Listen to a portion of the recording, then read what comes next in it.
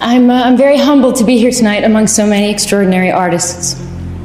My mother loved art. She loved film. She supported any crazy thing I did, but whenever it had meaning, she made a point of telling me that is what film is for. And she never had a career as an artist. She never had the opportunity to express herself beyond her theater class. But she wanted more than for herself. She wanted for Jamie and I to know what it is to have a life as artists. And she gave us that chance. She drove me to every audition, and she would wait in the car for hours, always make me feel really good all the times I didn't get the job.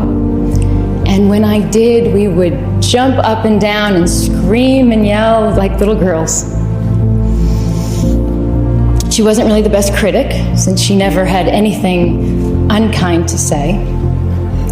But she did give me love and confidence, and above all, she was very clear that nothing would mean anything if I didn't live a life of use to others. And I didn't know what that meant for a long time. I came into this business young and worried about my own experiences, my own pain.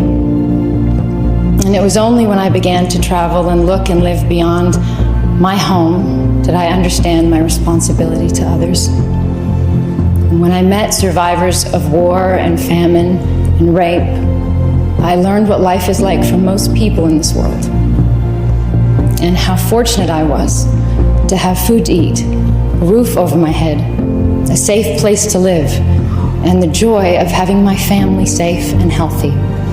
And I realized how sheltered I had been, and I was determined never to be that way again. We are all, everyone in this room, so fortunate. I have never understood why some people are lucky enough to be born with the chance that I had to have this path in life, and why across the world there's a woman just like me with the same abilities and the same desires, same work ethic and love for her family, who would most likely make better films and better speeches. Only she sits in a refugee camp, and she has no voice. She worries about what her children will eat, how to keep them safe, and if they'll ever be allowed to return home. I don't know why this is my life, and that's hers.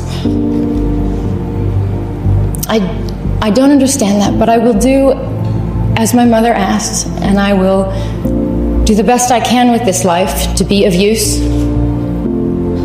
And to stand here today means that I did as she asked, and if she were alive, she'd be very proud.